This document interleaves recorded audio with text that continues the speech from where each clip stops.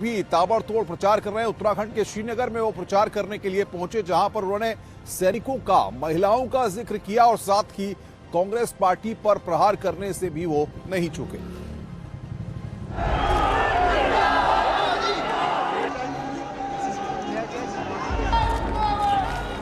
मैं निवेदन करना चाहूं, प्रधानमंत्री मोदी बुधवार को श्रीनगर गढ़वाल के दौरे पर थे। बीजेपी ने उन्हें सुनने के लिए 12 अन्य जगहों पर भी व्यवस्था की थी।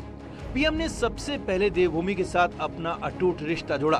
पीएम ने कहा कि मैं बाबा केदार के बुलावे पर उत्तराखंड चला आया। उन्होंने कांग्रेस पर भी हमला किया और कहा कि चारधाम का नाम सिर्फ सत्ता के लिए ले रहे हैं।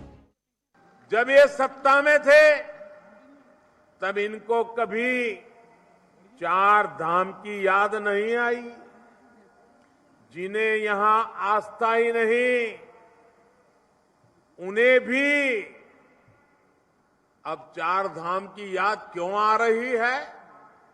क्योंकि उन्हें एक कुर्सी हासिल करने का रास्ता लग रहा है।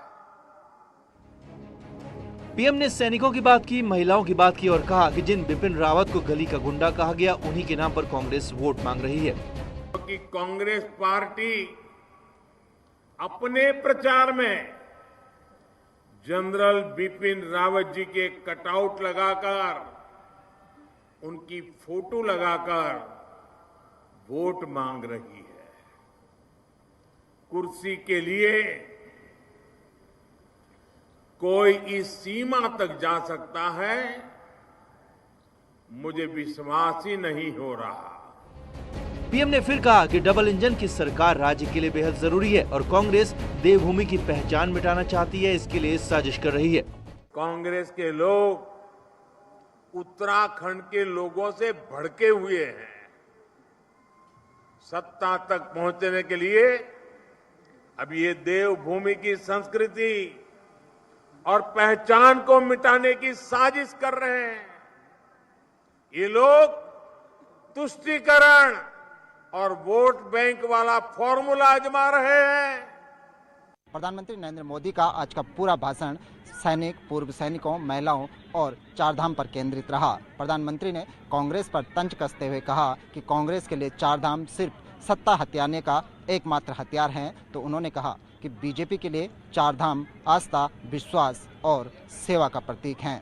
कैमरा पर्सन भरत शर्मा के साथ सुनील नौपरवात, श्रीनगर गढ़वाल।